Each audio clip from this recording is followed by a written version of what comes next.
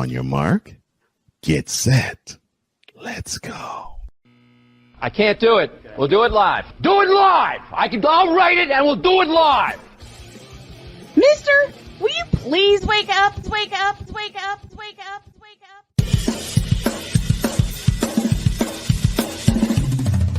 Good morning. Kevin Durant, you should have left California. This Bronx sexual upset me in having to bring this teenage idiot from Wisconsin into a sports conversation. Are you really surprised that the Cowboys are giving up on Ezekiel Elliott? Whoa. Hell no! Well, no one cares about baseball. Bitch, are you for real?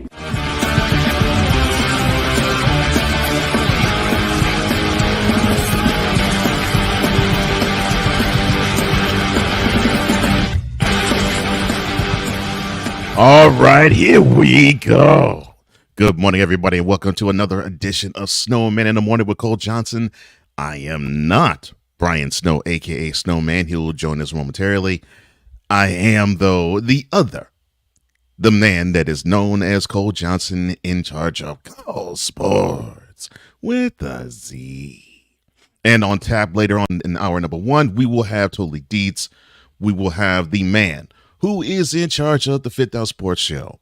That is Christopher Deets. He will join us later on. We might be joined by Wise El Jefe. Don't know. Maybe, maybe not. Hopefully we are. And other things on tap and in store for us all. But as we always do, let us get us going. Whip around, please.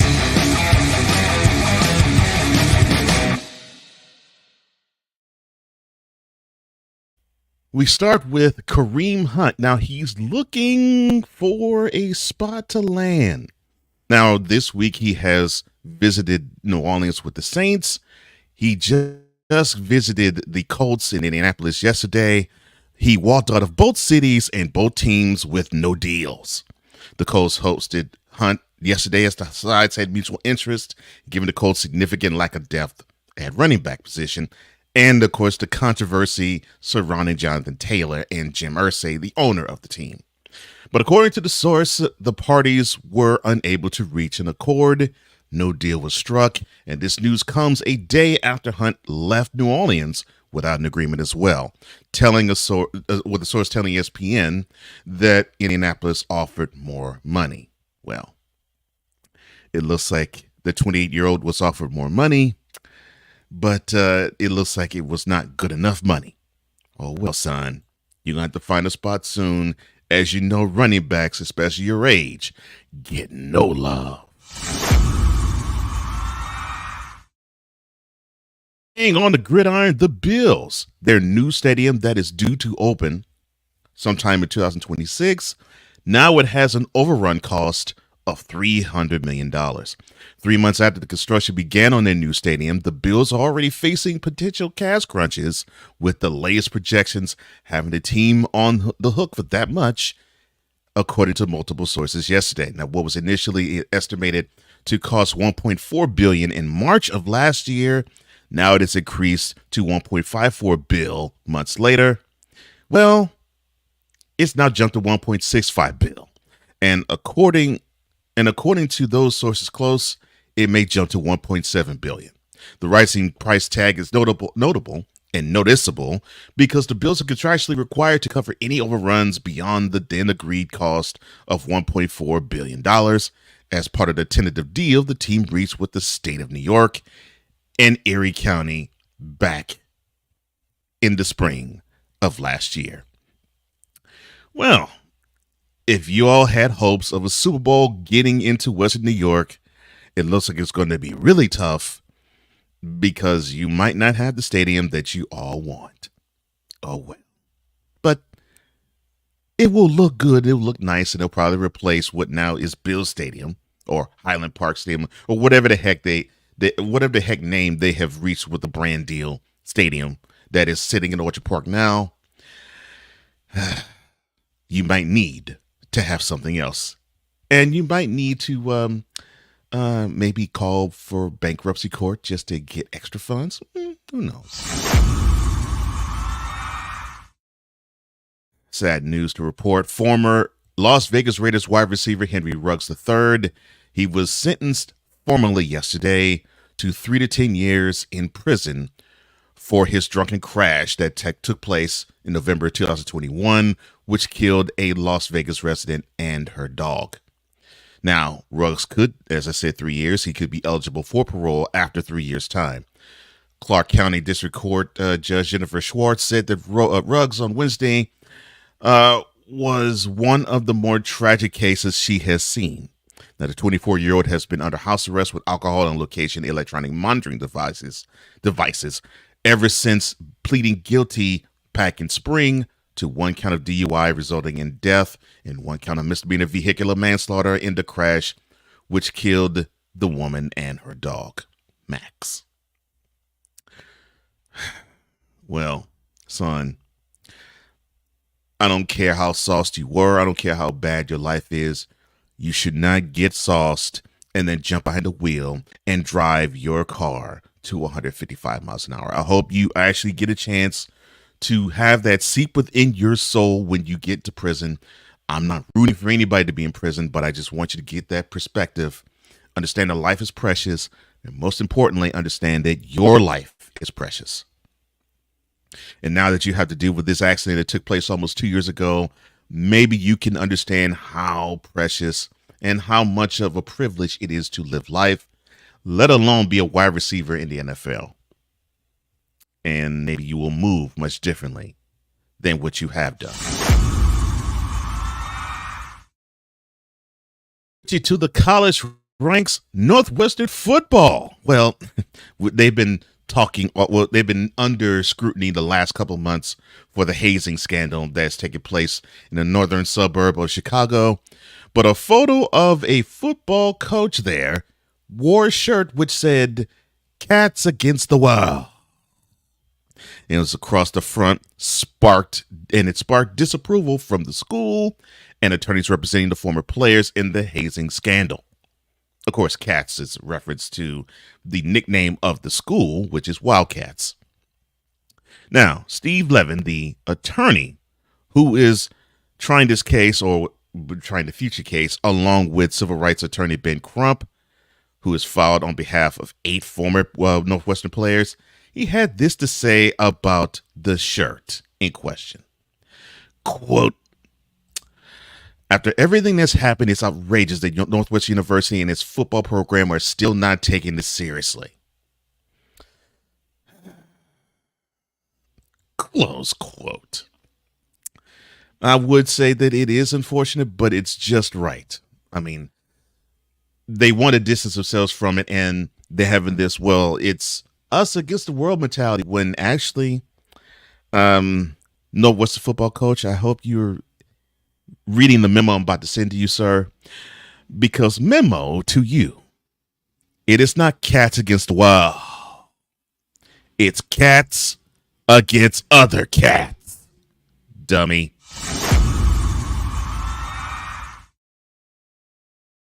To the hardwood, and Josh Hart finalized a 4-year deal worth $81 million to extend his stay in the Empire City.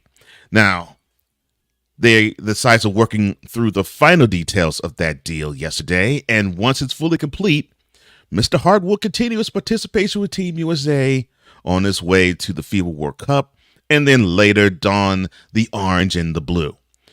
Hart's deal, which he'll become eligible to sign today, will deliver him that total, maybe of $94 million with incentives through the 2028 season.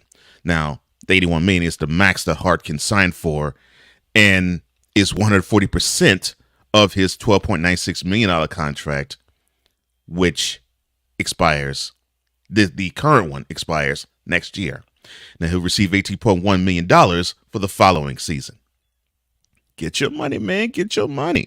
Stack that cheddar. Do your thing. You were a big part in the first round when you were playing in the playoffs against the Cavs. But you got to be a little more consistent. That hard work, that hard ethic, that ethos of grind. that will help permeate throughout the rest of that locker room. And your presence is needed. And I think Jalen Brunson will appreciate you for it. So congratulations to you getting your money. I hope that you do become an even bigger contributor to the Knicks than you already have. Aaron Rodgers playfully talks trash with the Carolina Panthers, and it sets the tone for the Jets-Panthers joint practice. And that concludes today's Whip Around.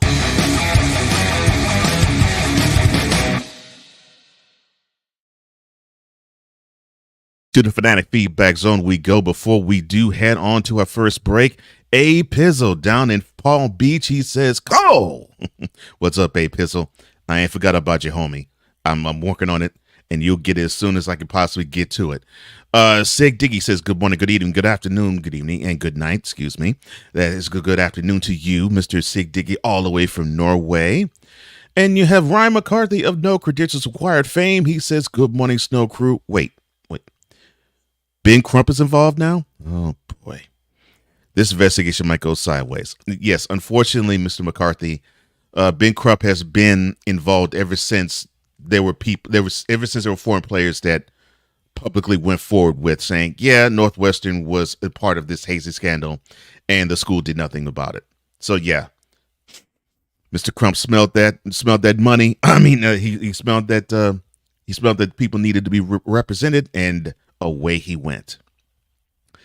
And now we will take our first break, and when we come back, we will talk about Ron Rivera, Eric Bieniemy, and how can I think of the right word? Oh, yeah, the soft players on the Washington Commanders. This is Snowman in the Morning with Cole Johnson. We'll be right back right after this. This is Snowman in the Morning.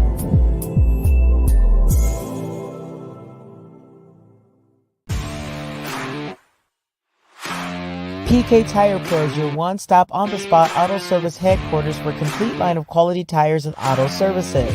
For years, we have provided the Stockton, California area with the latest products and unprecedented services for everything we sell. And for years, our customers have been coming back.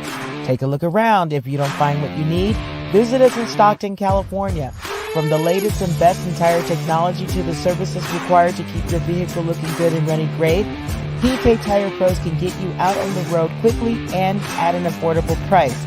Stop by soon to see why so many people consider PK Tire Pros to be the one-stop shop for all of their tire needs. At PK Tire Pros, our friendly and knowledgeable staff, quick and dependable service professionals, and affordable prices all come together to make driving out on a new set of tires easy. On top of that, we never tire of tires. Stop by and see us, and you'll be glad you did.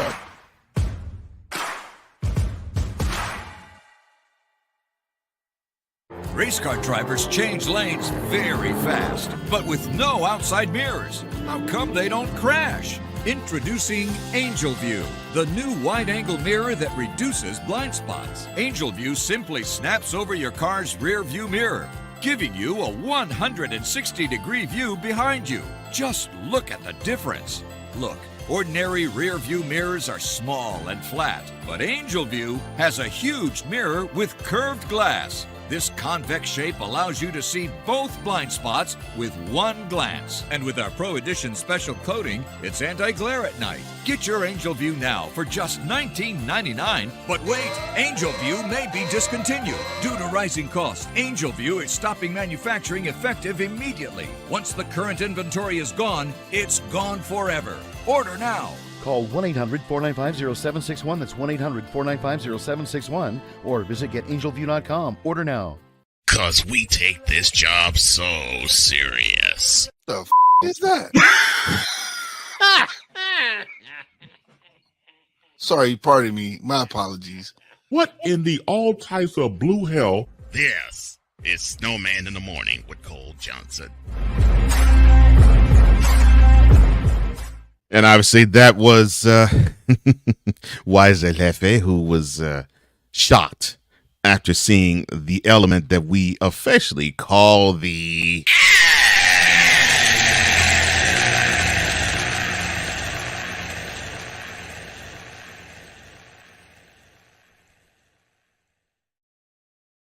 produced that gem. And now I hear it just about every week when we're on Mentality, where a new episode will actually debut later on today, 5 p.m. Eastern, 4 p.m. Central. And you can also see it there as well on the BS3 network via Roku TV. You can get that for free, or bs3tvlive.com, where you actually can see this show.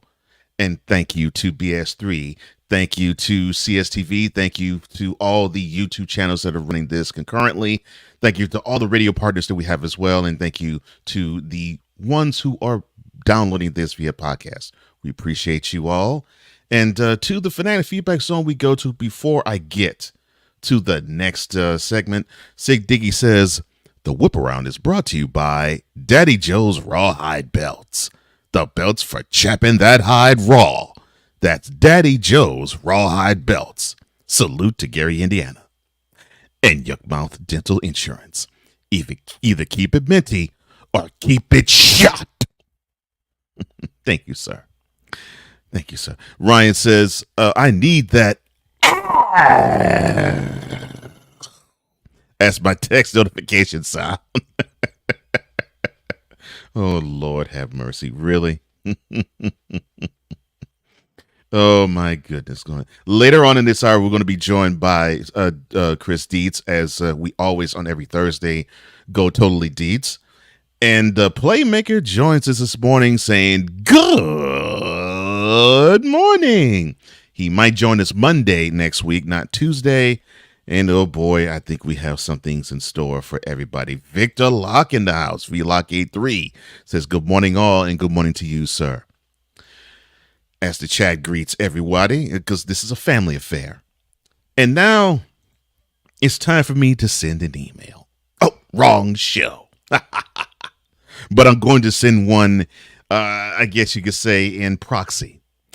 Because word around the campfire is that the players on the Commanders offense in particular, and some other players too, they just aren't feeling the vibes that the assistant head coach, offense coordinator, Eric Bieniemy, is giving them. And they went so far as to go to the head coach, Ron Rivera, and say, that big black man, he is threatening us. He's making practice hard. No, get that big bad black man away from us. No, Ronnie, no.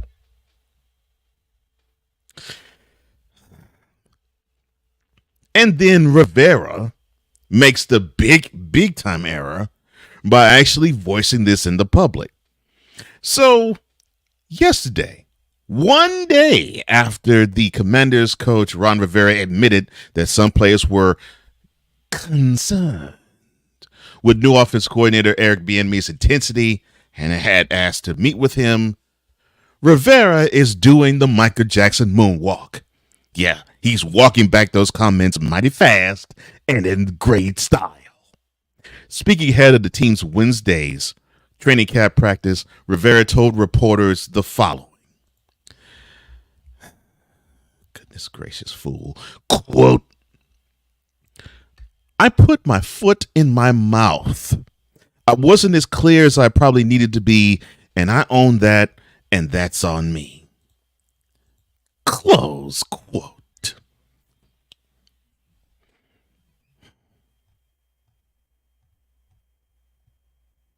Why the you lying? Why you always lying? Ron Rivera. Why the you lying? Why you always lying? Coach Rivera. Why the you lying? Why you always lying? You stuck your foot in your mouth. It didn't mean to come off the way that it did. Why the you lying? Why you always lying? Oh my gosh, stop lying. Always lying to me. You lying so much. You making it hard for me. Son, it came out exactly the way it was supposed to. You know why it came out the way it did? Because that seat of yours is hot. That's why. You look at the offense coordinator / assistant head coach of the team, and you are just sniffing. Oh my goodness. My is going to be out of here very soon. That's why you went to the press. Goodness gracious. So, for those who need to be abreast, so Tuesday afternoon, after comments circulated online, many media and former players criticized the players on the Commanders for seemingly failing to take direct and pointed coaching tips and going above Bieniemy's head to complain. One of those players, safety Cameron Curl, he posted a message Tuesday on social media, which he claims that ain't nobody soft over here, and that seemingly was in response to the criticism that the Commanders players were facing after Rivera's comments. Now, Rivera himself said that he did not address the players about his Tuesday's comments. Mr. Curl. Why the you lying? Why you always lying? Oh my gosh. Ain't nobody soft over here. Ain't nobody soft over here. Bitch, are you for real? Ain't nobody soft over here. Bitch, please. And this will warm all of my English teachers' hearts. Ain't nobody soft in here? English, do you speak it? It speaks to the fact that not only you are soft, but your head coach is soft. And I'm not saying this as a slap or an insult to you. I'm saying it as a wake-up call to your mentality, your mental psyche. And before you go on and say, well, you probably can't handle this, I went through basic training. So you can miss me with that crap. Because the stuff that I'm sure Bieniemy has done with you guys, it probably is, I know it is, a Sunday sermon compared to the crap I heard and had to deal with when I was in the military. For basic. No, I wouldn't even go basic. The crap that I had to deal with and I heard in the military when I was in permanent duty. Because basic was even harder than that. I guarantee you, I can actually say to you, I don't think you are cut out for that. And Bieniemy is maybe 5% of the toughness that you need to have in having to deal with people breathing down your neck and making sure that you are on point with what you're doing, which that is what Bieniemy is trying to get you all to do, because he is coming from a program in the Midwest that has won 2 Super Bowls in the last 4 years, and they have been to 5 straight AFC Championship games. And oh, by the way, it looks like he is spelling like a winner. But he's coming to a program where since 1992, you all have tasted nothing but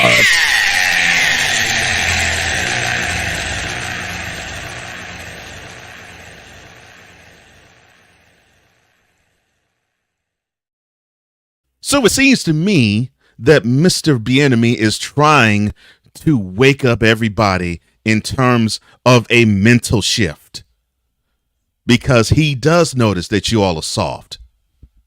He does notice that you all need to have a kick in your pants.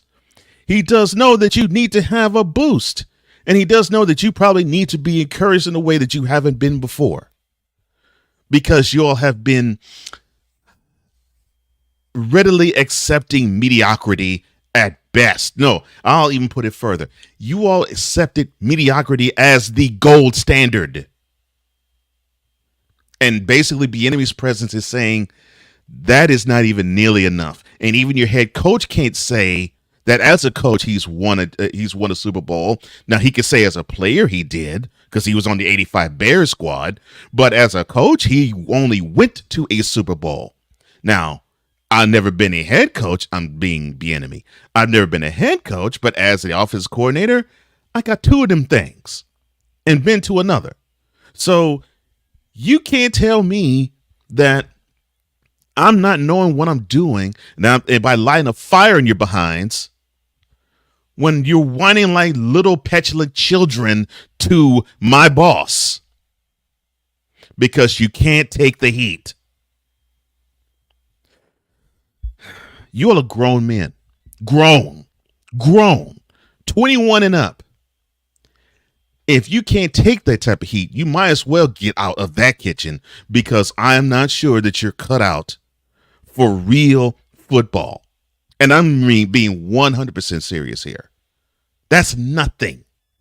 Bieniemy is nothing.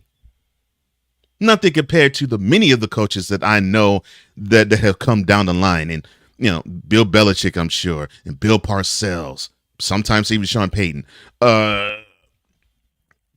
Heck, I'll even say Bill Walsh because I know he would get under people's behinds, although he would be funny.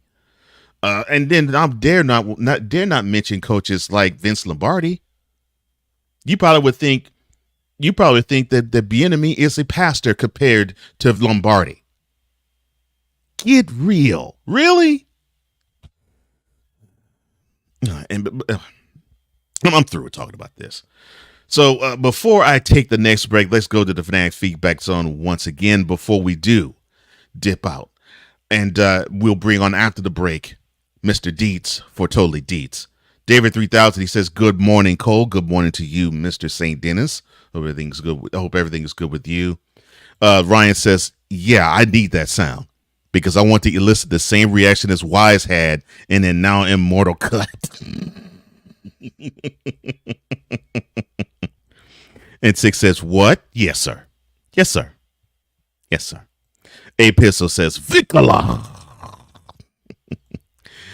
Sick wisely says, this couldn't have been dealt with and handled behind closed doors, preferably without involving the media.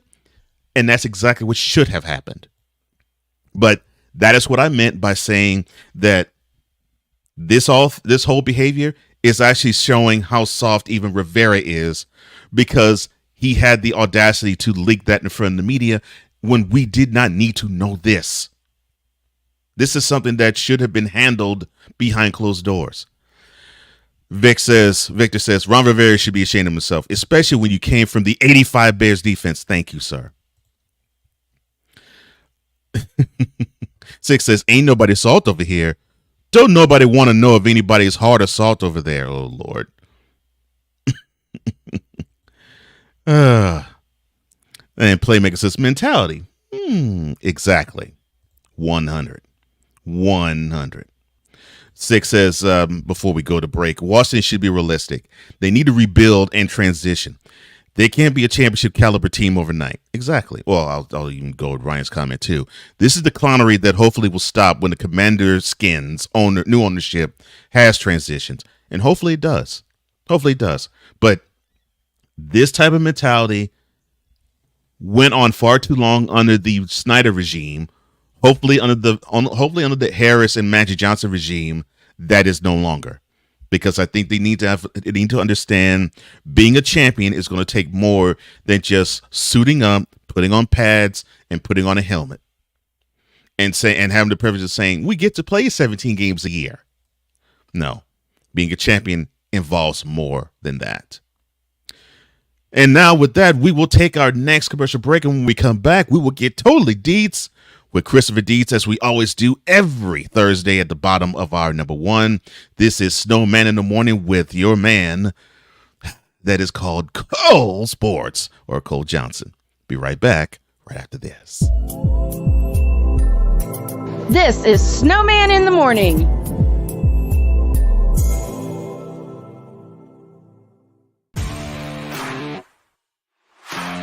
PK Tire Pros, your one-stop on-the-spot auto service headquarters for a complete line of quality tires and auto services.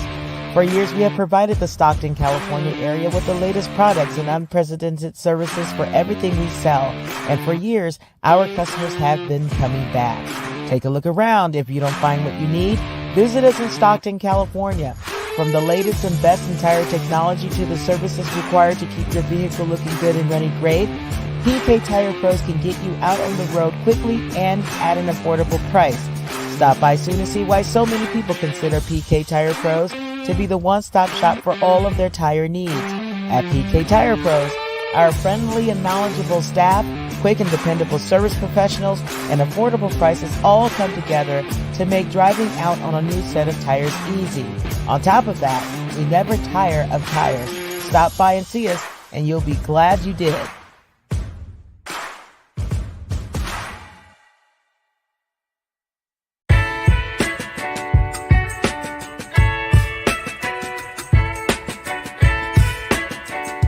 The thing is, until you can erase 3 Februaries, shut up. Bang! Quality over quantity. LeBron has beaten some of the best competition in NBA history. He's the GOAT emoji. I will not cuss. I will not cuss. I will not swear. I will not swear. Where sports is the base, life and fun are the results.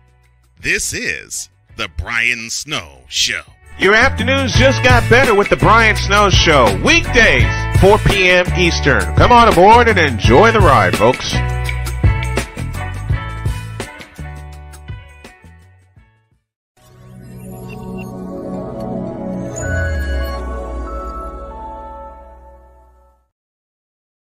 Welcome back to Snowman in the Morning with Cole Johnson.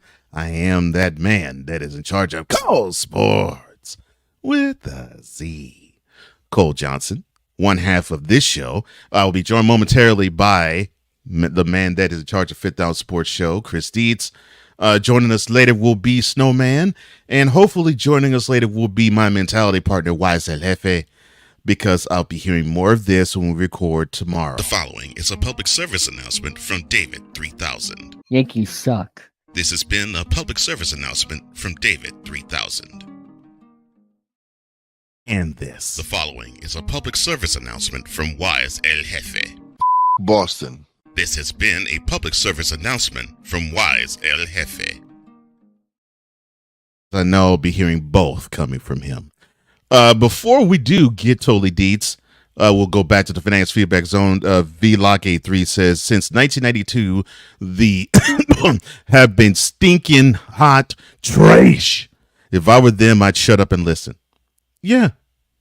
The organization has not done anything along the levels of what Bieniemy has achieved in 32 years. You would think they would say, all right, whatever it takes, we will definitely will absorb any of this goodness that you have to teach us, because we don't know what we're doing here. A Pistol says, tremendous trash. 6 says, I stand corrected, Cole. Washington needs a complete overhaul and cleansing from the previous regime. Yeah, they do. And I hope this is what's happening. VLock83 says, all of a sudden, I'm starting to feel a little more comfortable about the Cowboys' chances against the Commanders. I would too. And I felt it even before this brouhaha happened. It's just stupid.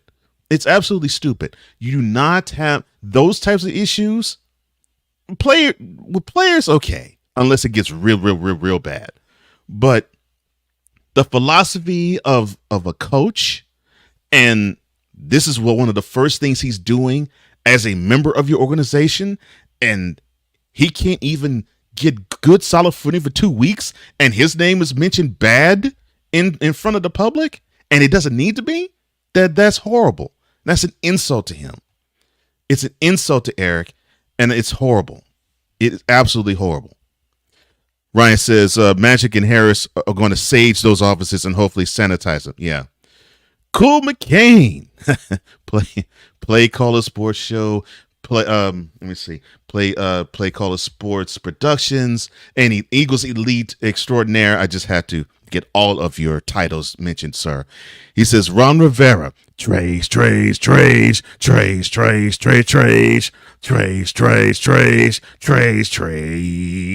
Oh, well, let me do this.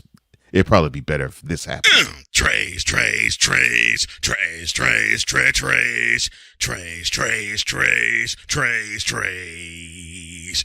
Trays, trays, trays, trays, trays, trays, trays, trays, trays, trays, trays, trays. And now from trash to hopefully something of treasure, here we go. Passionate. Come after me. I'm a man. I'm 40. Unflinching. Let's go back to losing.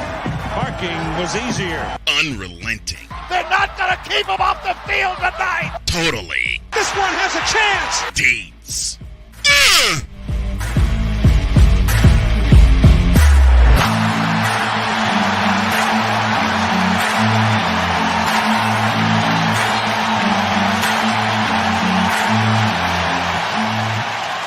That's not just a murmur. That's a full-blown fibrillation.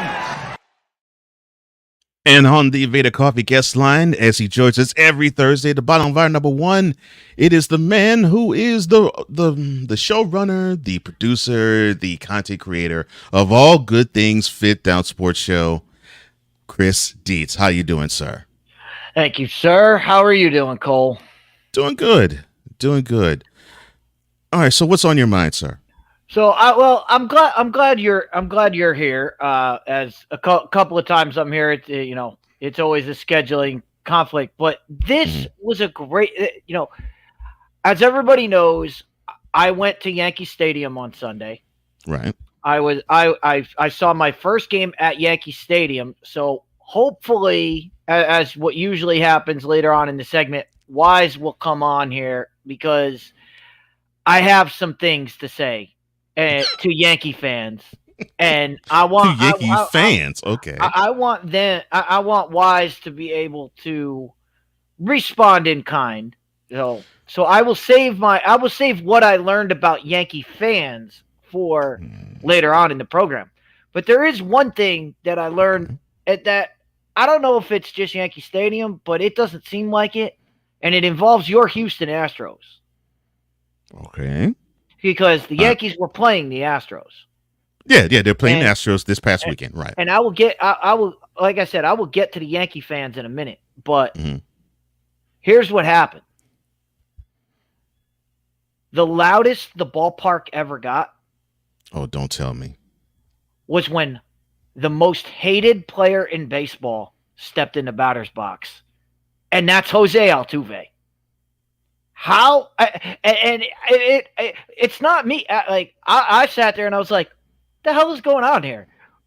Every time I got up, walked away, went to get a nice adult beverage during the inning, and I knew who was at the plate because I knew what was happening because I heard it from the crowd. That's how I knew Jose Altuve was at the plate. It was the loudest the stadium ever got. And I just want to know, how did we get this far? Is it the cheating? Is it the fact that Jose Altuve hit his 200th home run? Like, is it because he's the smallest dude on the field? Like, why? How did we get this far? He is the most hated player in baseball. Which that's saying something, considering I think I'm surprised Carlos Correa doesn't hold that title. But it's also an indictment against the Yankees that if the loudest the stadium got in a 4-game series with the Astros was having them boo Altuve and not cheer anything that the Yankees did, that's saying that the Yankees fan, they aren't feeling anything that the Yankees are putting on the field, and they most certainly aren't feeling anything that that Boone, the manager of the Yankees, is doing in terms of making the decisions for the team. It just sounds to me that they're there to have a good time, and they're almost taken in the mode of Cubs fan, where it's like, okay, we're here to have a good time, and okay, it's a name that we know. Boo! I'm thinking it's probably that now. It's not even that they're there to have a good time. It's and I'll get into this because Ryan's in the chat, and Ryan is a resident Yankee fan, so he can respond to this as well. I'll say this: going to Yankee Stadium is no longer about cheering on baseball. It's no longer about the Yankees. It's about a status symbol. I can't tell you how many people I saw taking selfies with the stadium in the background. And I was going to save this for later on in the program, but it's 9-7. The game, the score is 9-7 going into the bottom of the ninth inning. Mm-hmm. Now, you see the hat that I have on. Mm-hmm. Mets. I looked around and I waited for Yankee fans to do it because the groom I was with is a Yankee fan, so I was a Yankee fan for that day. I wanted them to win for Billy, so we could say, we went to a game and they won. I was just glad we saw 9. I was glad we saw 9-7 and not 3-1 that was the day before. So I'm glad we saw a lot of offense. I'm glad we were there to inspire Josh Myers to have the game of his life. But that being said, I had to start the "Let's go Yankees" clap. I started the clap. Nobody else was cheering. It's the bottom of the ninth inning. You're down 2 runs. I was waiting for the bleacher creatures to get involved. Nobody was even involved in the game. And I'm sitting there going, what are we doing? Well, you guys, this is your time to shine. This is your time to be a crowd, to get on the backs of everybody. Nobody said a word. It was dead silent. I've never heard a ballpark that quiet. Yes. And this is the first time experiencing bringing this good news on, live, please. But I've heard this criticism all the time that the new stadium, it's because the seats are spread out, or it's this excuse, it's that excuse. Yes. It's no longer about excuses. The people at the game are not there for the Yankees. They are there to promote themselves. They are not there to cheer on the Yankees. They are there to do something else, and it's baffling to me. My goodness! I was so out of it. I was like, what is going on here? Y'all are down 2 runs. All you and not to mention 2 runs, and Aaron Judge is coming to the plate that inning. All you got to do is get a guy on, and you'll feel happy. You'll feel happy. Yes. Aaron Judge could come up one swing of the bat, and we are tied, and it's going to be great. No, they didn't cheer. They weren't even cheering at all. It was this is what is going on, dude? Oh, this is beautiful. Oh my goodness, I'm loving this. In fact, I got to celebrate.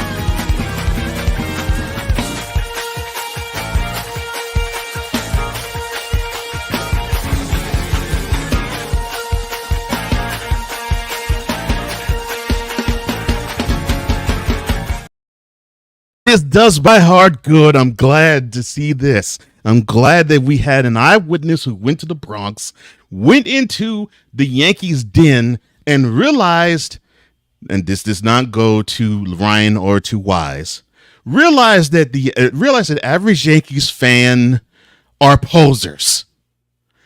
Oh my gosh. It's not about it. Look, it's not about calling out all Yankees. I didn't call out all. I just said I said average Yankees fan. I'm reading what's going on in the chat here. All I can say is the people that were there were dressed as Yankee fans, but they were not Yankee fans. I know Yankee fans. I sit with them at the bar every night and listen to them and listen to people cheer on their team from the bar here in West Haven. Okay? Those are the people that are fans of the team. And I'm telling you right now, they're not in the ballpark. The people that are in the ballpark are there they're not there to see the Yankees. They're there for themselves. And that's why the ballpark is so quiet. That's why you hear it all the time. It's not like old Yankee Stadium. Start spreading the news. I'm leaving today. I wanna be a part of it. New York, New York. And like I said, thank you. I tried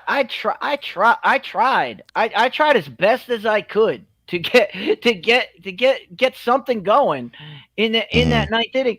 And by the way, Cole, I don't know if you watched the game on Sunday, or if you watched the whole game.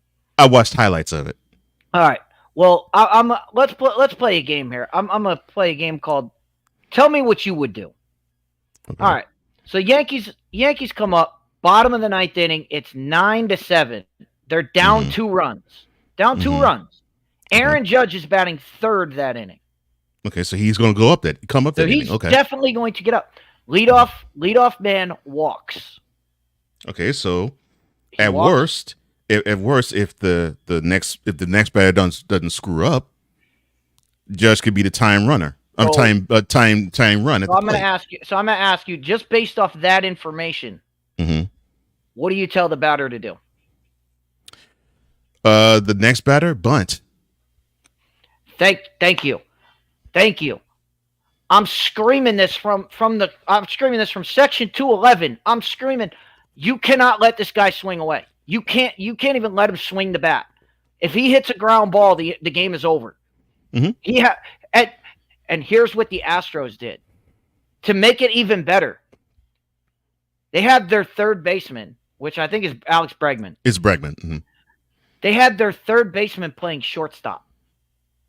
Yeah, so the third base line is all clear. Third base line. If he punches it down, if he punches a bunt and it goes over the third base bag. So not only would you advance the runner, scores from first because nobody's getting to that ball. I was going to say, there was not a guy in sight. I'm looking at this as the guy comes up, and I understand that it was. I called him Jack Bauer the whole time because that's what I thought his name was. I was like, dude, 24. Okay. I'm looking at him, and I'm looking at the infield, and I'm random stranger next to me, which I'm sorry that he had to sit next to me because I'm looking at him because he had the Yankees jersey on, and I'm like, dude, why aren't they bunt the ball down the third baseline? Worst that could happen is you get thrown out at first. There's no way they can make that play and throw to second. Yeah. There's no way to make that play. Yeah, at worst for them, you advance the runner to second and in score position. You get a guy thrown out at first. You got a runner in scoring position and Judge swinging the bat. Tie and run at the plate. Yeah, and the tie and run at the plate would be Aaron Judge. Yeah. Well, they let this guy swing away, and luckily for the Yankees, he struck out. But so it didn't change the fact or anything. But I'm looking at it. It would have helped it along. Yeah. I'm like, you know what? Like if you were just going to strike out swinging, why not strike out bunting the ball, trying to bunt the ball down the third baseline? That works just as good. Mm-hmm. Yeah, it does. That was. I'm sitting there. I'm going. I'm like, they must not be practicing bunting. They don't care about bunting anymore. Apparently, they don't think it's a good play because the guy literally third baseman was playing shortstop. There wasn't a guy on the right side of the field. Right. Oh, right. It was that was infuriating to me, but that wasn't even the most infuriating part of Yankee Stadium. Hold that thought. So you were saying earlier that you're reading in the chat, so I appreciate that. Yes. My mentality brother, Wise El Jefe, otherwise known as Stuck in My Mind podcast, and Poppy Jane Wise and Mentality. He says, WTF is this BS? Because, of course, he is a Yankees fan. Cool says, Deets is going in today. Oh, gosh. Wise says he needs to focus on that trash team in Queens. And, of course, the trash team in Queens in question that Wise is talking about is the Mets, which is, of course, Dietz's favorite team. V-Like83 says, and now Dietz has committed the ultimate summoning. It is ultimate Bizarro Wise. And, of course, Ryan, who is a Yankees fan as well, he says those fans posing as fans are just there as a social event to pick up a guy or gal, which, as I said, the comments that I made about average Yankees fan does not apply to Ryan nor to Wise. Because, like I said, they're there to pose. They're there to just be there. They're there to be on the scene, and they're straight up posers. Victor says, Dietz, what have you done? Wise says, look, they trash. Talking about the Yankees, they trash, and that is why real fans aren't celebrating this team. And credit to Wise, he's basically been trumpeting this all year long. Ryan says, look, it's because this has been Boone's philosophy since day one. Swing away. That's why there's always a stiff breeze wherever the Yankees play. Because all of them swing. Oh, that's cold, man. Okay, so what is the worst atrocity? I mean, the game did end on a 405-foot out. Anywhere else in that ballpark, if it was hit anywhere else, the game would have been over. The Yankees would have won. Except it went to dead center where it's 408. Right. So, but no, the worst part of the game, and this, we talked about this at the beginning of the season. You and I talked about how the pitching clock would change the game of baseball, and we talked about it on the field. I'm going to tell you right now, the pitching clock is destroying the game off the field. You can talk about yes. Oh, it's great for television, it's great for this, it's great for that. It is horrible for in-game. It is horrible for in-game situations. Yes. For not even in-game strategy, for being a fan in the game. And I'll tell you why. Because if you leave your seat to go for anything, let's say you go for, you have to make a bathroom break, you want to go get something from the concession stand, it doesn't matter. The game is moving so fast that you miss at least an inning just for anything that you have to do. You are missing that whole. You have to be prepared. I'm going to miss a whole inning of game, and that's a problem, because I saw a lot of people that they would leave for 3-4 innings at a time because they were going to get stuff, and the game is just going by. And I mean, we told my buddy Jack, we said, Jack, you're not allowed to leave anymore, because every time you leave, Josh Myers hits a home run. And Jack missed all 4 Houston home runs because he was up getting stuff. He should have left more often. Maybe the Astros would have taken 3 or 4 in the Bronx instead of split with them. But whether it's speed of the game, if the game is going to be that speed, then the concessions have to speed up. The concession stands at Yankee Stadium were atrocious. They were, and I'll give you an example of this. We got to the game. The game started at 1:30. We got let into the ballpark at 11:30. At 11:30 is when they let us in. The first thing the guys wanted to do was go get a Judge burger. All right. Okay. I was like, all right, whatever. Go ahead. So we walked around to find it. So probably about 15 minutes of walking around the stadium trying to find where they were serving this. So it's probably about 11:45 when they stood in line. Okay. They stood in line for 45 minutes to order. Oh, wow. The burger. Oh. To pay and to wait another 45 minutes to prepare it. To get the to get their actual burger. It took an hour and 90 a half. Minutes? Wow. Hour and a half. It was an hour and a half wait. I could only So we're talking imagine. almost first pitch was near after just waiting. Wow. After just waiting. But I was thinking about this after they got it. And after the game, I went, the game was an hour 45 minutes. If you had ordered that at the start of first pitch, you would have missed the entire game. That can't happen. I'm sorry. I've been in food service. That can't happen. That is unacceptable. And solutions oriented. You have to have those burgers ready to go. You have to have cooked meat to where you are just heating them, like you are reheating them up. You can't fully cook that burger and do it the way that I was watching them do it, and I was like, it's no fault of the guys that were there. The guys that were performing the job, they're doing what they need to do. But the management of the concession stands was absolutely horrid. It was appalling to me how long it took for anything that was there. I mean, I left to get an adult beverage and missed.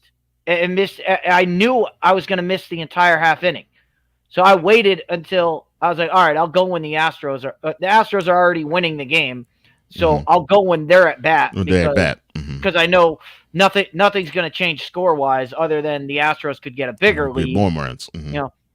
So I was like, I'd much rather see a team come back, but you can't have that. You can't have that, especially at an event like this. Yeah. So that needs to change. Well, hopefully, Major League Baseball is hearing anything remotely close to this, and maybe they can force stadiums around the country and even in Canada to actually do that, to not just speed up concession lines, but to actually have more people who are willing to take orders and not have long lines of a wait. And hopefully that will take care of that too. And then, of course, probably they would need to hire more people to cook the food and prepare stuff. But we will leave it there. Dietz will stay with us for a little bit because he's a college football extraordinaire expert. And, of course, the next topic will be about college football. But we're going to take our break now, and we will reset for our number 2. This is Snowman and One with Cole Johnson, joined by Chris Dietz of the Fifth Down Sports Show. Hopefully Snowman and Wise will come on later. We'll be back right after this.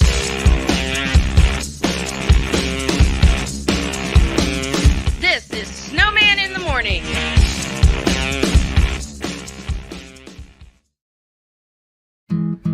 Where did the time go? I don't know how I got here. You've done the hard part. You quit smoking. Now do the easy part and get scanned for lung cancer.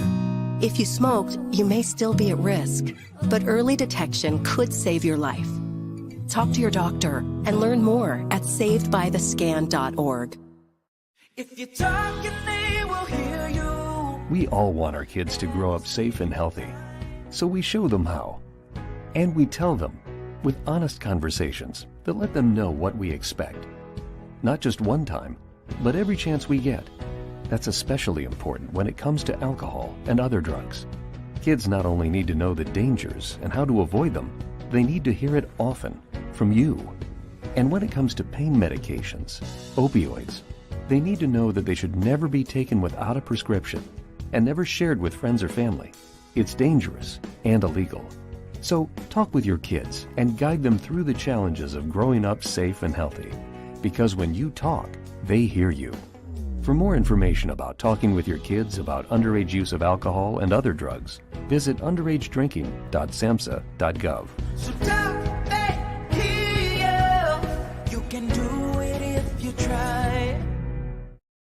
He was only 58 years old when he passed away. That outcome could have been different. Colorado happens to be one of the worst states for radon levels. It's in our ground, and it seeps up. The more you breathe radon, the more chance you have of DNA being hit and the cell mutated. The EPA estimates 22,000 lung cancer deaths a year caused by radon.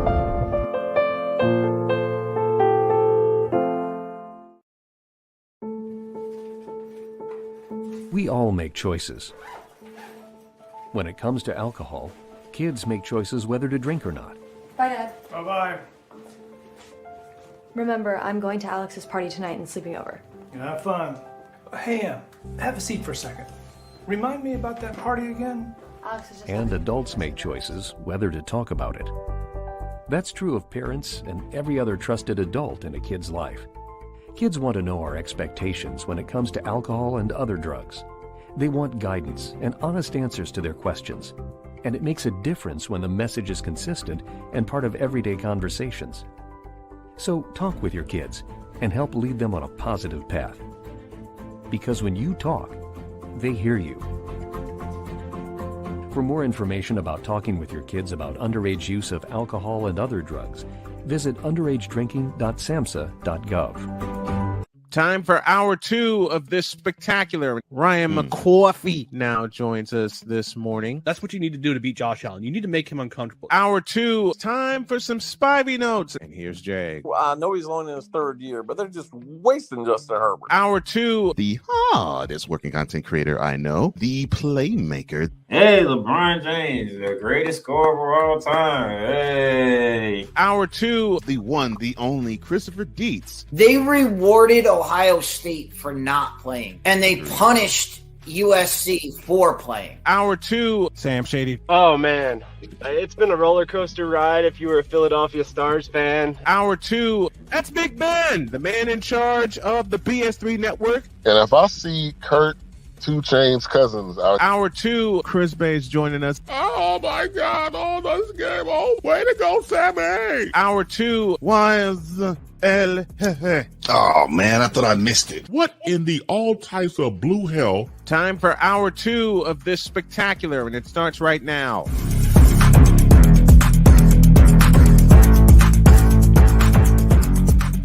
And we are back. Welcome back to Snowman in the Morning with Cole Johnson. I am one half of that duo, Cole Johnson. I am joined by Chris Dietz. We're in the midst of Totally Dietz, but we're also in the midst of, right now, introducing the man who is, let me see if I can introduce him properly.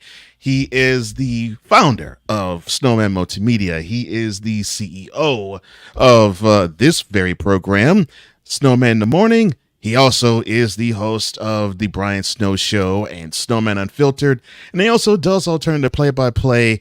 Who am I talking about? I am talking about the one, the only, the incomparable, the mighty, as the late, great Don Cornelius would say, Brian Snow, a.k.a. the Snowman. Good morning, everybody. I am back. I am well. Had a doctor's appointment this morning up in Indianapolis, Indiana, but we're feeling good. We are feeling good. Dr. K sends her greetings to one and all. And I caught part of the first half of the show on the way in.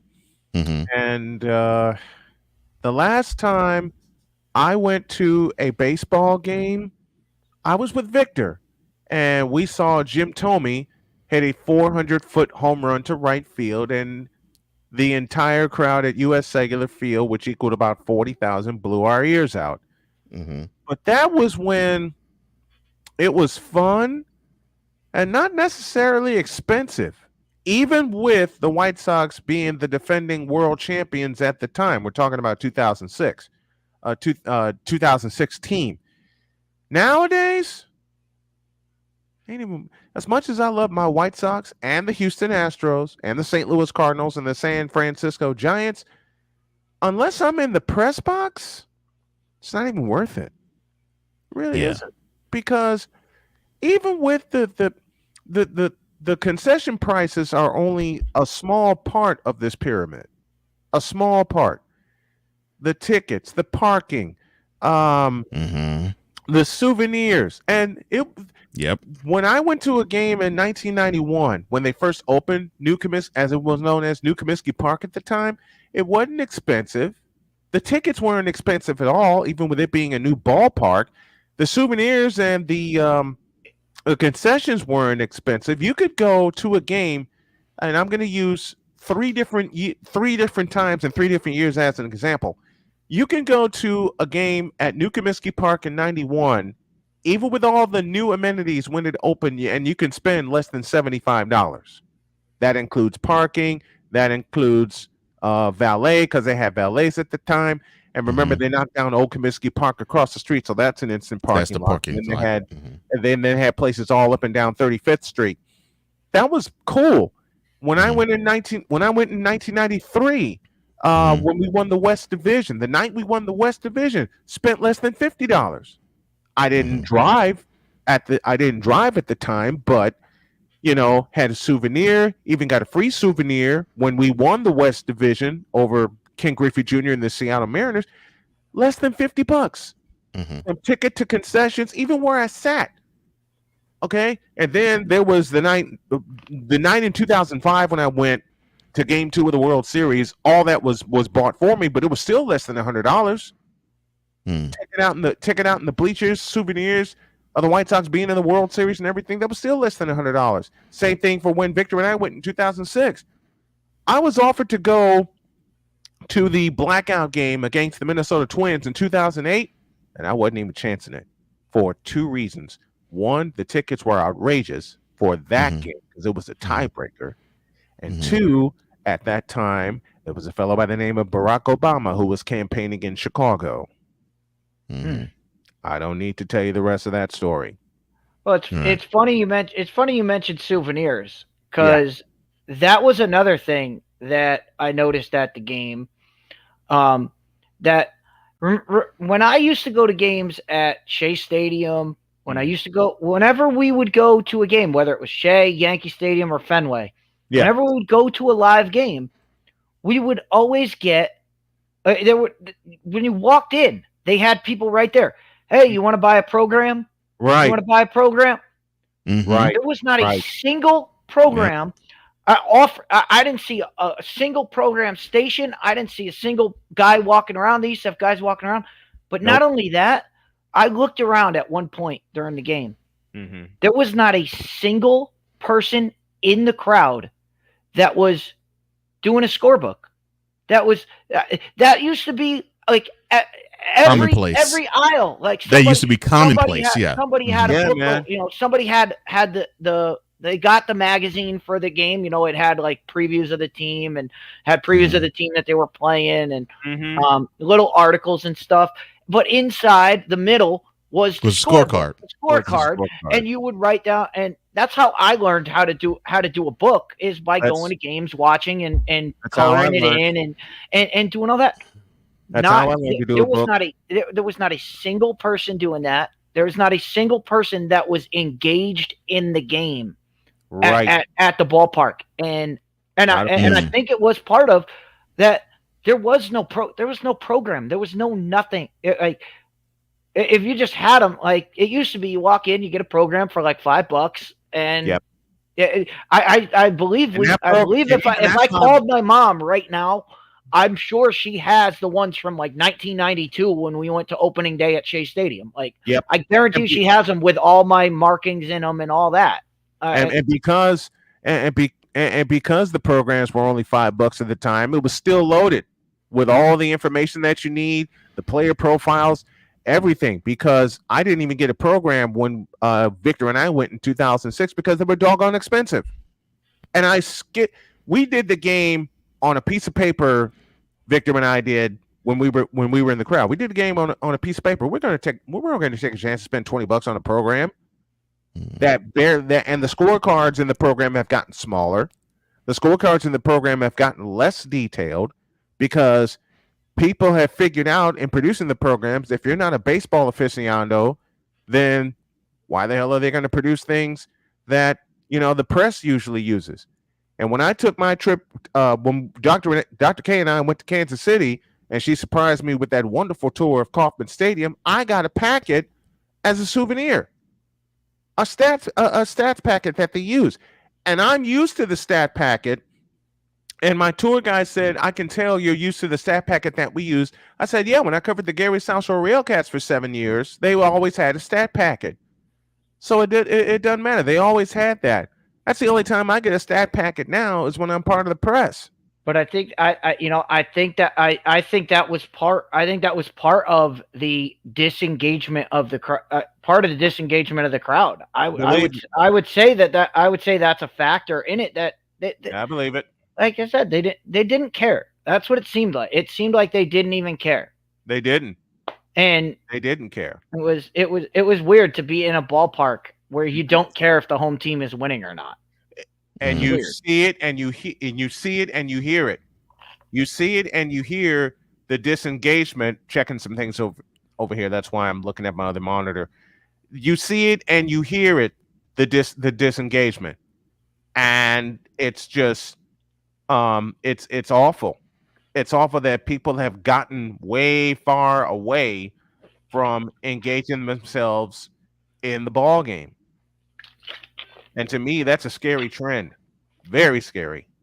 Let me welcome the folks up in Toronto, watching and listening on the Fired Up Fired Up Sports Network. Thank you to Joseph Pasek, the man in charge of the Fired Up Network, and thank you also, and I'm proud to say this, thank you to my buddy Don Schaefer, whom we have, ready for this, Cole, entered into a distribution agreement.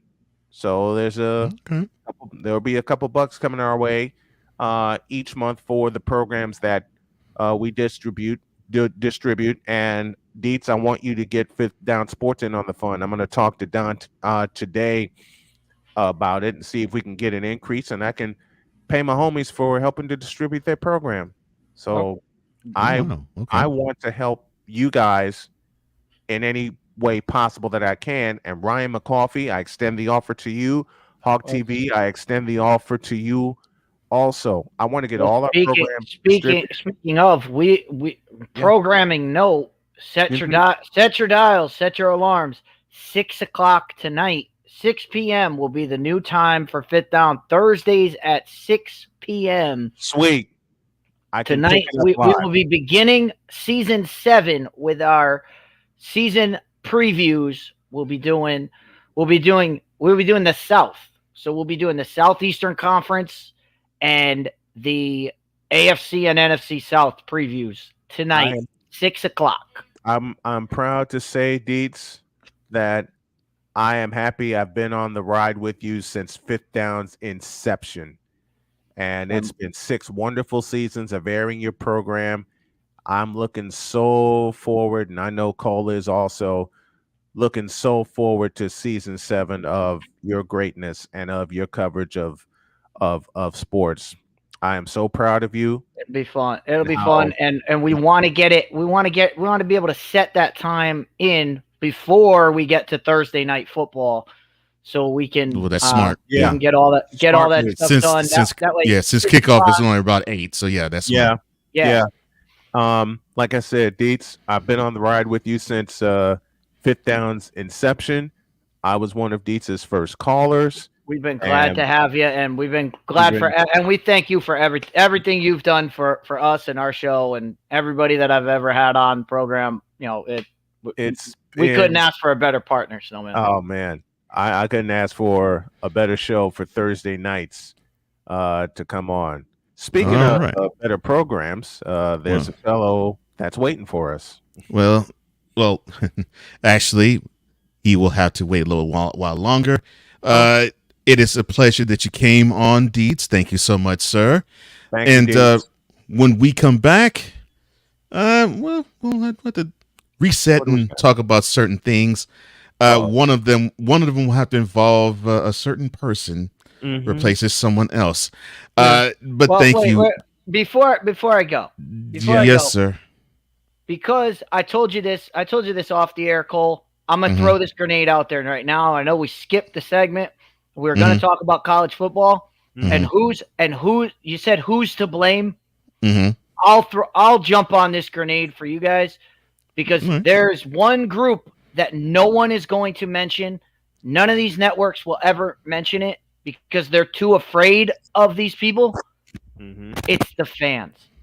It's the fans of college football that have allowed this garbage to go on, that have allowed their team to jump from conference to conference and say, oh, we're a part of this conference now. We're a part of that conference. It's fans. It's fans. If you don't put up with it, they won't do it. But because the fans put up with it, they allow this to happen. And you Agreed. would never hear any of these people. They'll blame everybody else. They'll blame presidents. They'll blame except the fans. They'll blame everyone. They'll blame conference commissioners. They'll blame coaches, players. They'll blame everybody else. And nobody will blame the fans. And I'm a fan of college football. I accept that it is part of us. Now we've been been scolding this since day one of Fifth Down Sports. We've been saying this is a joke. These conferences need to shrink, not grow. Yeah, but and unfortunately, we're seeing 3 of them grow. We've been saying it. We haven't been saying it loud enough, and it is fans. We need to take acceptance of it. It's our fault. It's our fault. I agree, and well, tune into Fifth Down Sports Show. That's at Fifth Sports Show 502 on the YouTube dial. And we thank you so much again. He joins us every Thursday at the bottom of hour number 1, sometimes at the top of hour number 2. This is Totally Deets, or at least the conclusion thereof. It is always a pleasure to do this, sir. Thank you again. And we'll be back right after this. Passion. Thank you, guys. Come after me. I'm a man. I'm 40. Unflinching. Let's go back to losing. Parking was easier. Unrelenting. They're not going to keep him off the field tonight. Totally. This one has a chance. Deets.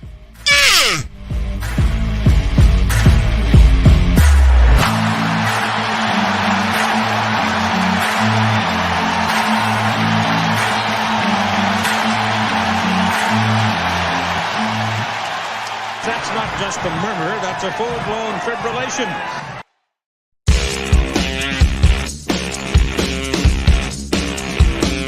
This is Snowman in the Morning.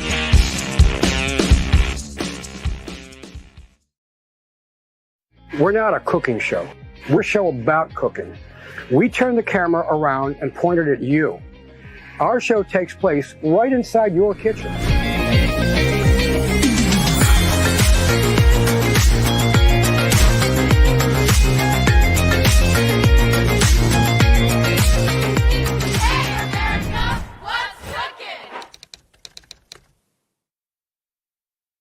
Hey y'all, Snowman here. Catch me, Cole Johnson, Wise El Jefe, Vicala, and the rest of the usual suspects and a few unusual suspects as we bring you 2 hours of the best sports talk you will ever watch and listen to.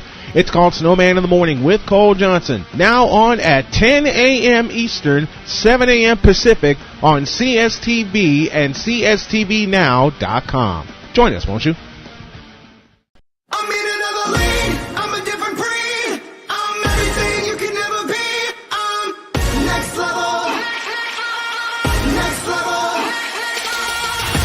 Thursday nights are wrestling night on CSTV. Tune in every Thursday night at 7 p.m. Pacific to see all the amazing Next Level Pro Wrestling stars on Thursday Night Throwdown on CSTVNow.com and the CSTV app on your Roku device.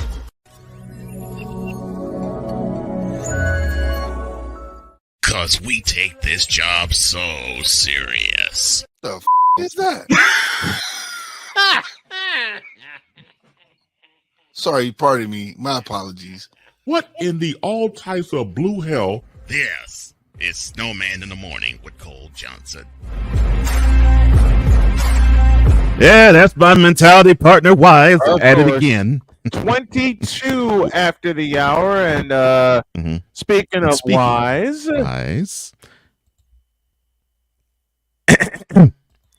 And now batting, the man who is throwing 2 middle fingers fast at the Yankees, number 420, Wise El Jefe. Number 420. What's going on? Oh, what's up, brother? Where are you, Wise? On location. I'm on location at the shop. I have to come in and cover at the shop for today. Okay.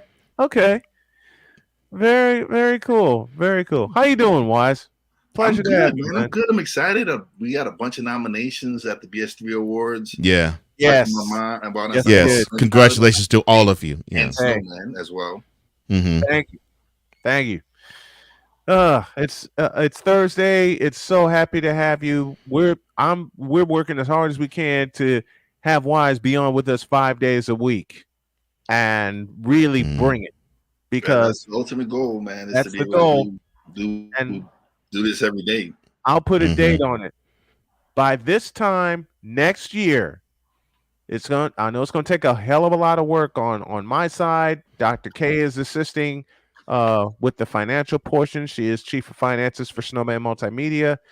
And Wise, if we can help it, by football time next year, you will join us 5 days a week, and we all will be bringing in the bread doing it. Oh, no, I appreciate it, brother, man. Thank you. Well, I knew the day I went in for surgery, and we rewatched the show that for the first show that you guys did together, and the chemistry just lit up, and I knew you'd be a great partner for the show.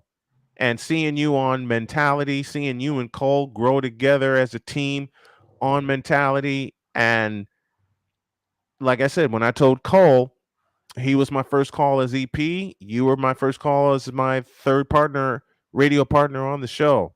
So I am trusting my gut.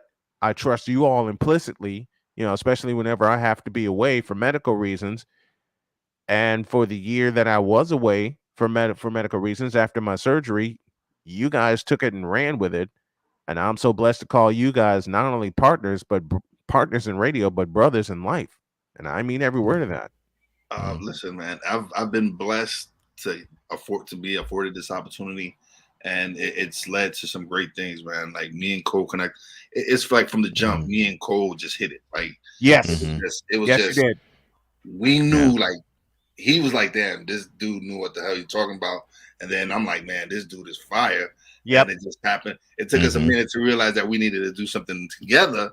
Yeah. But once we figured it out, and we're like, this is something that we need to do. Mentality was born. And we just been flying, man. We're having so much fun doing it. You know what it is? It's just so to us, it's not like it's work. To us, it's just us coming on, recording, releasing the content, and hoping everybody enjoys it because we love it. Cole knows from day one, from episode 1 at the end. I just had a smile. I looked like the church-sized cat. Just had the grin on my face. Big one. Yeah, he Big was like, one, man. He's like, what you smiling so for? What's wrong? It's so hard for. Right. Like, yo, this right here is fire. This show right here is what's gonna propel us both to where we want to be. And my words have come into fruition, man. Yeah. We're getting offers, we're getting opportunities, and we're loving it. We're taking our time with it. We're deciding on what's right for us because again, there's a network. Program. Well, there's a network there's a network that wants Mentality as part of their programming, and it's the same network that has picked up both of my shows. And to Tom O'Boyle, who extended the offer to all of us. I mean, and threw an idea in our head, about the men's panel show, which I really want to be a part of. But to Tom and to Ben Sutter for picking up our shows and running to those two television networks. And you never hear of a sports show or any show that is picked up by two very big television networks that have streaming partners all over the place. You never see this in mainstream media. It's always one exclusive network for this and one exclusive network for that. Well, gentlemen, we got two of them. Because it's different for us, right? Yeah. Because we're all independent and the production cost falls on us.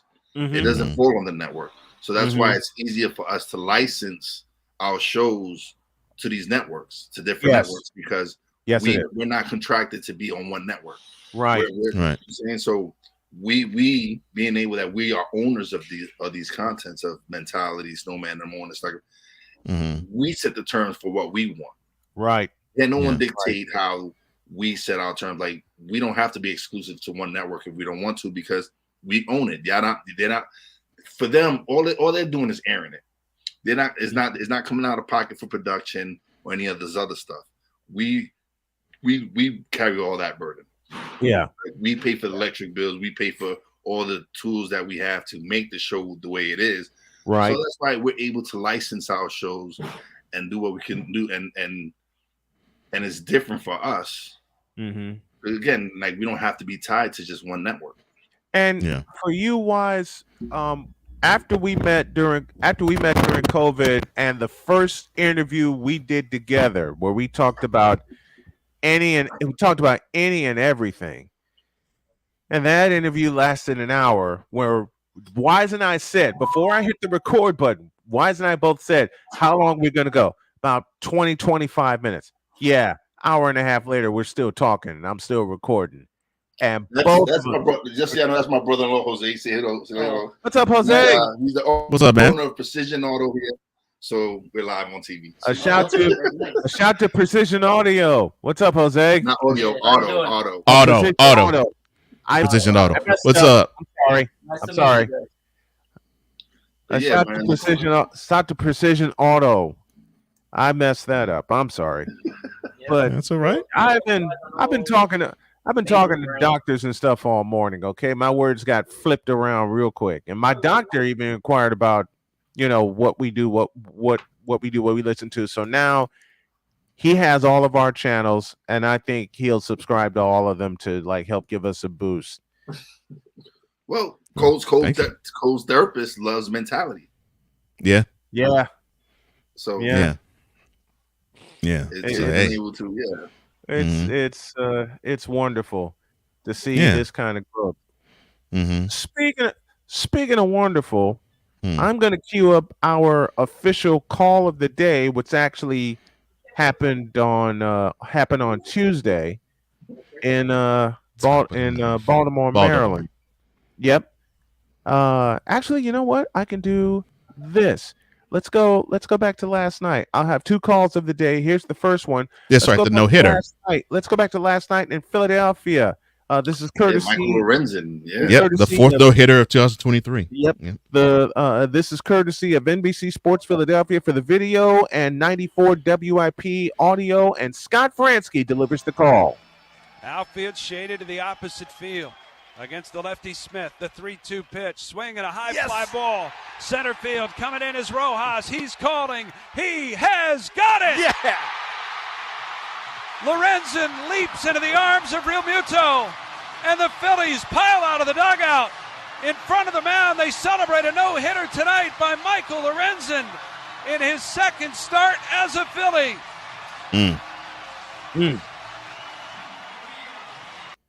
Scott Fransky and Larry Anderson on the call of last night's no-hitter for Michael Lorenzen. Our call of the day is brought to you by Fanatics, where fans can fan.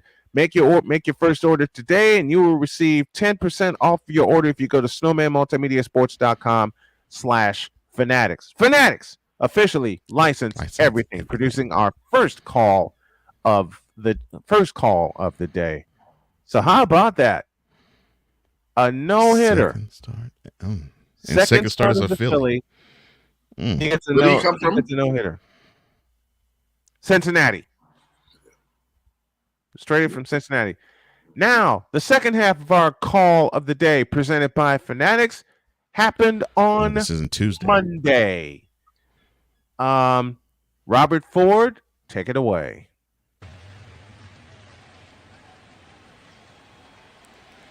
Well, this actually happened last year. Oh, it did. Oops. I messed up. That was the World Series call. Mm-hmm. I know I got Tucker Slam here. I mean, I'll have to look for it. Let's move on while I try to find it. Let's move on. And we will move on to a commercial break, and when we come back, we will discuss Mike Greenberg out, Malika Andrews in, and that's all mine. and what do I mean by that? Well, we will discuss right after this. This is Snowman in the Morning. We're joined by our brother Wise Lefe. We'll come right back right after this.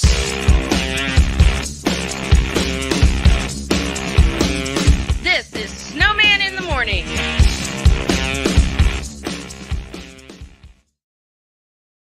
We're not a cooking show. We're a show about cooking. We turn the camera around and point it at you. Our show takes place right inside your kitchen.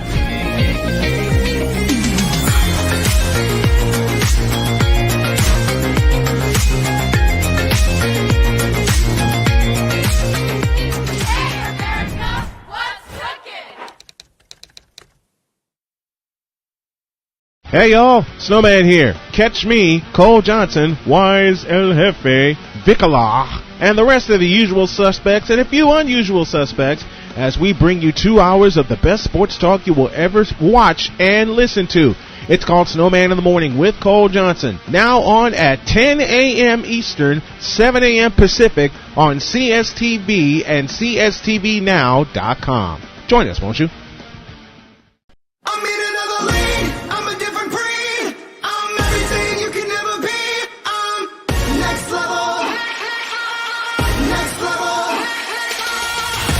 Thursday nights are wrestling night on CSTV. Tune in every Thursday night at 7 p.m. Pacific to see all the amazing Next Level Pro Wrestling stars on Thursday Night Throwdown on CSTVNow.com and the CSTV app on your Roku device.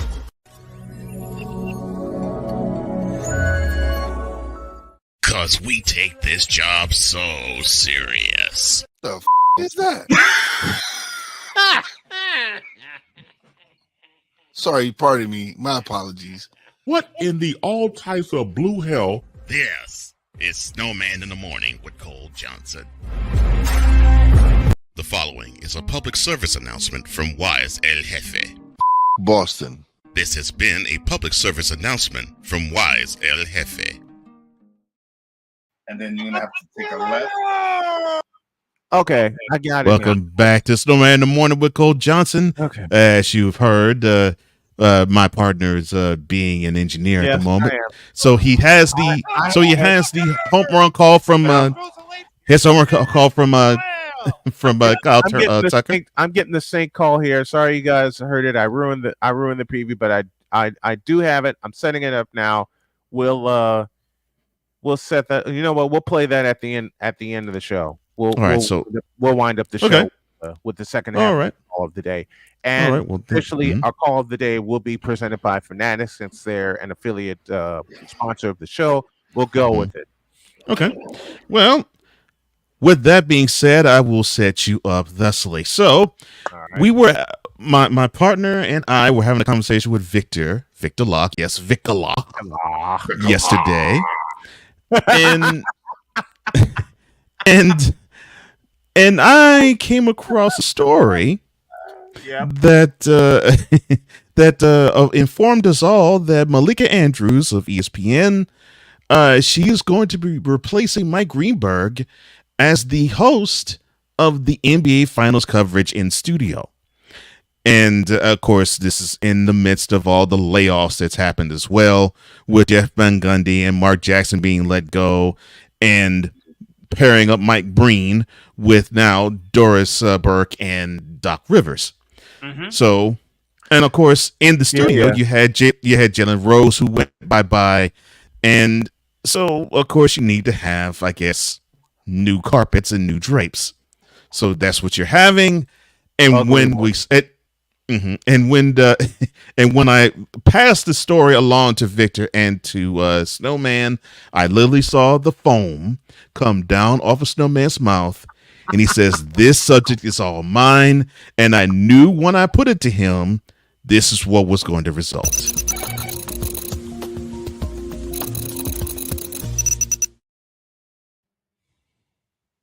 Sir.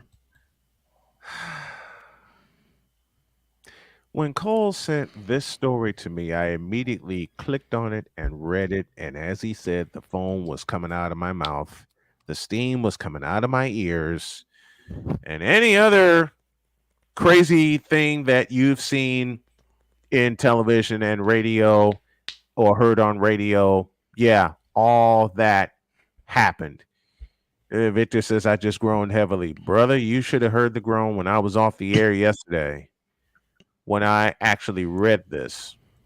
So I'm going to ask the fans and followers brothers and sisters alike, to forgive me well in advance for everything that you're going to hear.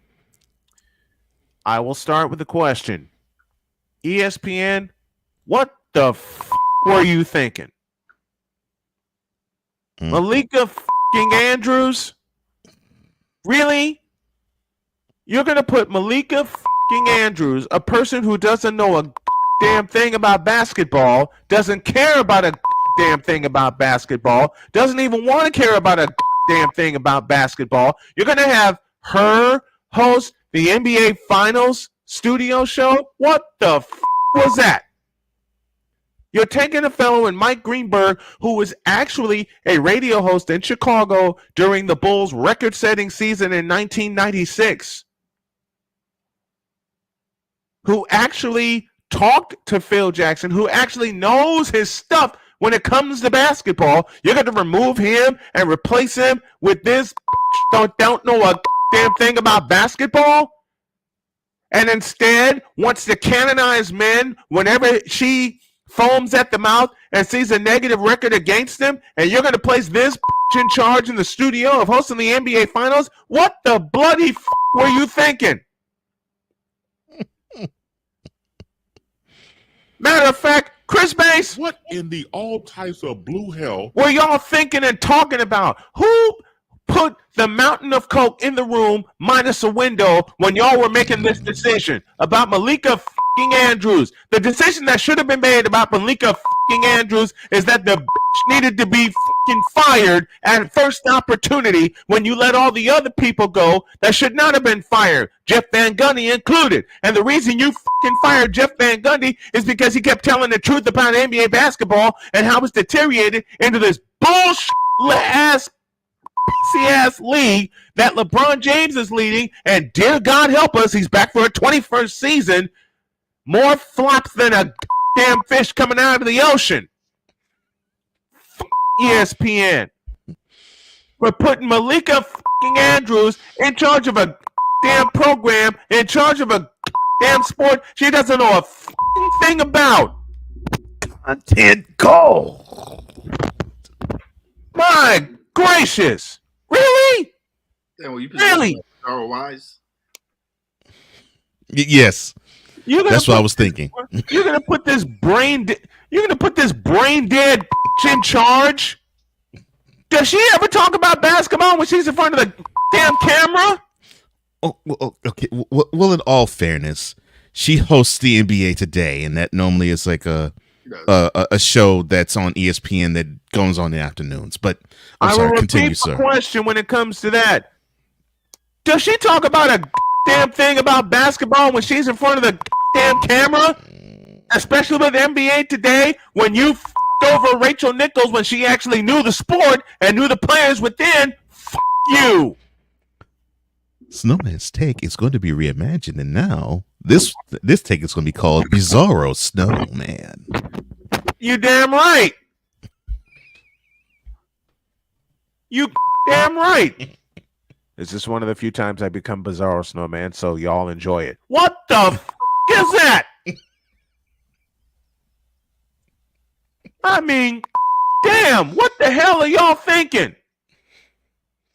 I would have understood if you brought someone in that actually knew the sport of basketball, knew the happenings of the NBA, instead of every goddamn crime record, nearly every damn crime record that comes up. Really?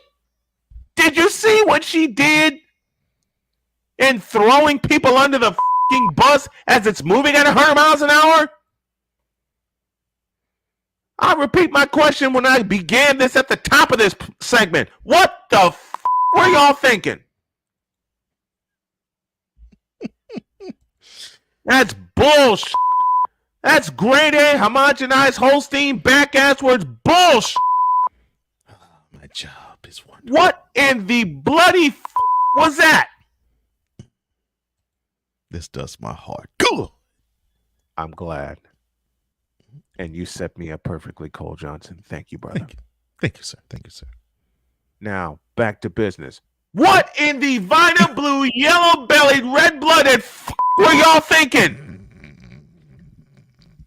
You were actually going to put this in front of a damn camera during the most watched time of the season, which we old schoolers like to call the NBA World Championship Series? Is she actually going to say anything about the NBA championship? Really? I don't even think I got bleeped that much. It takes a lot for this to happen, Wise. And I get bleeped a lot. I know you do. I know you do. I mean, I get bleeped a lot. Really bleeped a lot. And right now I just seen a lot of bleeping. That's why I had my button ready. You gonna put this journal? You are not gonna question this bitch's journalistic integrity? Really? Did you see her so-called coverage of the NBA draft and what she did live on the air? Cool says, so you don't like the move? No. I love you, Cool McCain. Thank you for that joke. Thank you for that joke, Cool McCain. Thank you. Oh my. And I'll answer Cool's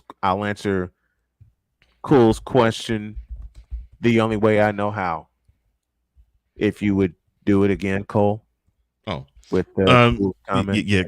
Cool. He says, so you don't like the move? I'll answer Cool's question the only way I know how. No. I hope that answers your question, Mr. McCain. Really? You would trust Malika Andrews to talk about the NBA instead of Jalen Rose, instead of Mike Greenberg, instead of, God help me, Stephen A. You would trust Malika Andrews over three people that actually know their fucking stuff when it comes to the National Basketball Association. Do I like the move? Bishop Bullwinkle, please answer that question. So, Bishop, does Snowman like the move that Mike Greenberg is out and Malika Andrews is in as the NBA Finals host? Hell no. To the no, no, no. Hell to the no. Hell to the no. To the no, no, no. I hope that answers y'all's question.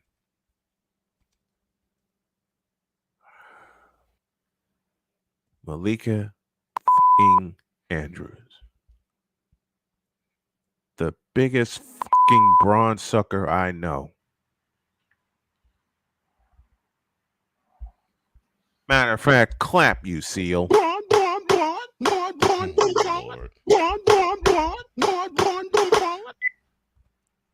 With no, give me this.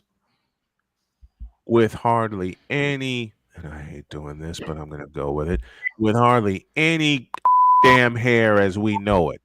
Oh, wow. You going there, man? When the NBA took when the ESPN took the NBA contract for the beginning with the 2002-2003 season, the ratings have gone down every fucking year. Especially when you try to air the games on ABC and you have those four letters still attached to the damn scorecard. Vicala says, well, Snowman, ESPN feels that the NBA Finals needs a woman's touch. It's just your misogyny talking. Then have Doris Burke host the damn thing. So I guess it's not misogyny talking. This is me. Thank you, Ray, for this. This is me speaking fact.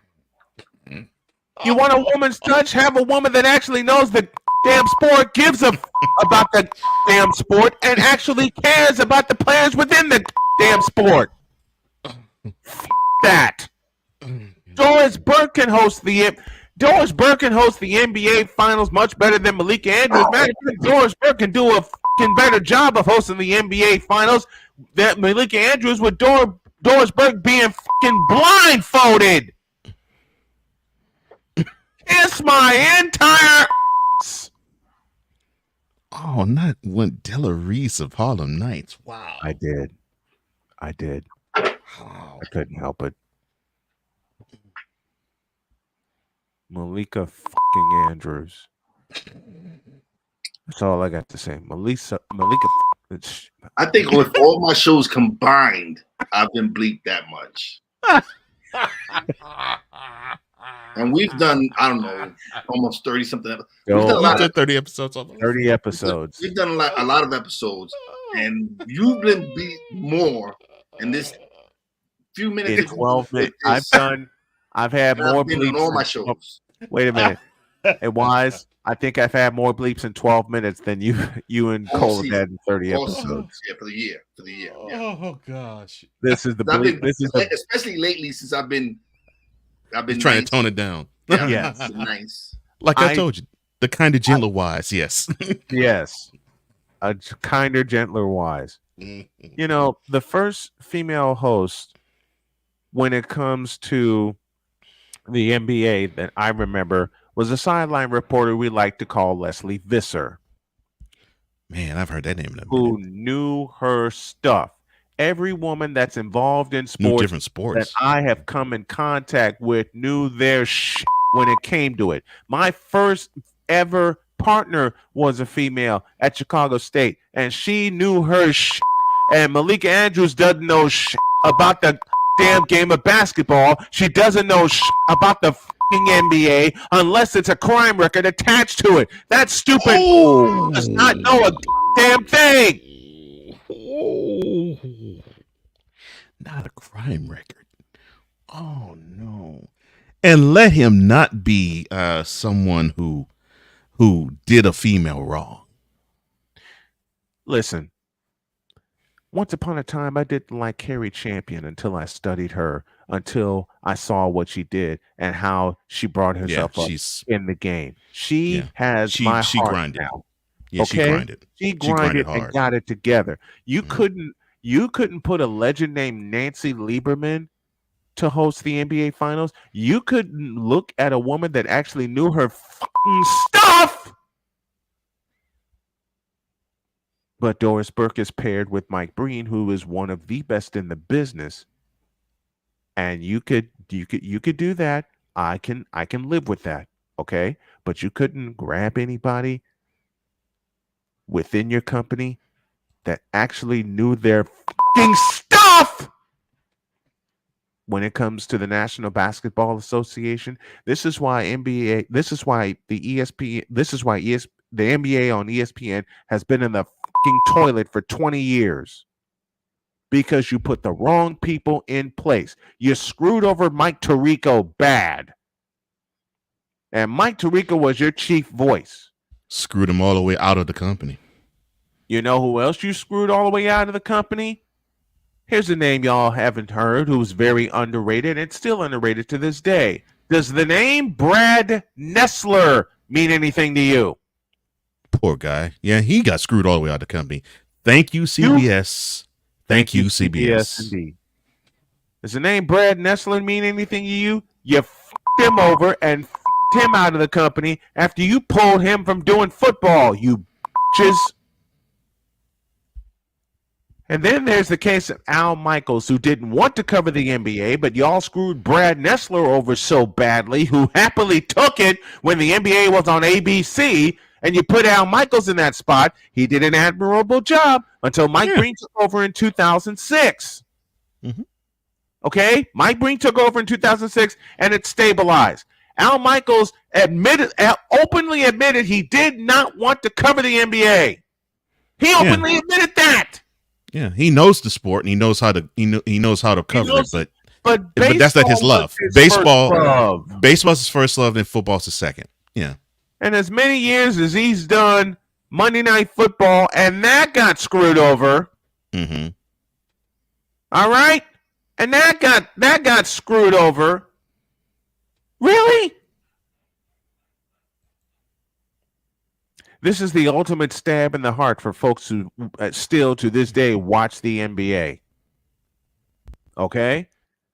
This is the ultimate stab in the heart and the final blow to all of us old schoolers that watch the NBA on CBS and watch the NBA on NBC, and for the first couple of years took in the NBA on ABC because of a voice by the name of Brad Nessler. And yes, and Ryan, thank you. Thank you for this one. Another voice moved out the door. He got shown the door twice. Moved them off of NFL coverage to college, and then after college, shoved him out the door entirely. Shoved him out the door. One of the best voices in football ever. Speaking of being shoved out the door, the late great Ron Franklin. Oh gosh, underrated football play-by-play guy. Exactly, grossly underrated. You shoved all of these, and rest in peace, Ron Franklin. You shoved all of these legendary voices out the fucking door, and it's come to the point where you have Malika fucking Andrews hosting the goddamn NBA Finals coverage. You stupid fucking idiots. Well, she's black, she's woke, she's a feminist, she's hot, and all of the to the executives no to the executives, she's hot because all of them have morning, afternoon, and evening wood when they watch her on TV. I have a statement for you, Mr. Johnson, with all of that, and I think you know what's coming. It's 3 simple words. Stop the cap. Well, to the she's hot part. Why the you lying? Why you always lying? Exactly. I agree. Hell, she's not. Listen, I'm 51. I'm 51 years old, happily being 51 and happily married. But I'll take a look at Doris Burke before I take a look at Malika fucking Andrews. She's not hot to me, but to the ESPN execs, she is. Otherwise, we wouldn't see her all over the doggone place. Malika Andrews, inside and out, you ugly bitch. Because it definitely is not her credentials. She has no. Thank you. May I? Yes. She has no damn credentials. I rest my case. And Dietz did try to warn us this was coming. He did try to warn us. And I was prepped for this, Dietz. I was prepped for when Disney itself reported that they were having billions of dollars of losses in quarters. I was like, oh man, here it goes. Here it comes. It was going to be a matter of when and not if when it actually traced down to ESPN's doorstep. And it didn't trace down to its doorstep. It kicked the some chin and left a footprint. Oh, Victor, she's as hot as Antarctica in January. Oh, wow. I would say more about that, but we're running out of time. She's as hot as the North Pole in January. Wow. Mid-January. Again, she has the ESPN executives' joysticks on hard. Because that's the only reason I can think of that she is on TV all the time. I'll close with this. If I were the top executive at ESPN, I'd bring all the legendary voices back, and I'd kick Malika Andrews' punk out the fucking door. Doggone. And anybody else that feels like they're woke, I'd kick all their asses out the fucking door. Oh no. Get the fuck out. Hit the road, Jack, and don't you come back no more. That's what I do. Oh no. I'm in the business of opinion, and I'm also in the business of honesty. And right now, this ain't honest. Dietz said it best, and we've all repeated it. When you go woke, you go broke. Oh. And now you got Malika Andrews in the fucking chair in June. You're about to go broken and broke. When you go woke, you go broke. You're going to be so broke if someone tried to rob you, they'd just be practicing. Oh, no. Let's not BLM everything. Thank you, Chris Tucker, for that joke. Okay, you want a woke point? How about this? Do Black Lives matter to Black lives? Okay, let me go one step further.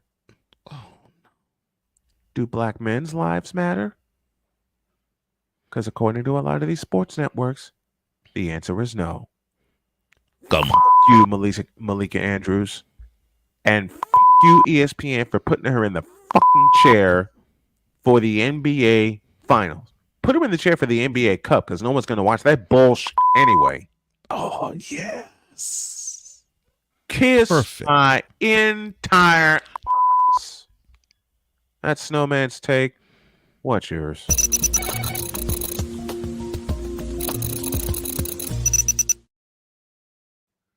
Woo! You were cooking. And we're out of time. Yes. Have a great day. God bless. Remember to make your next move your best move. And always remember, if your dreams don't scare you, and they're simply not big enough. And shout out to Precision Auto and to my brother Wise. And to Brother Wise. We are out of here. Right, God bless y'all. We'll see you tomorrow. Take care. Peace.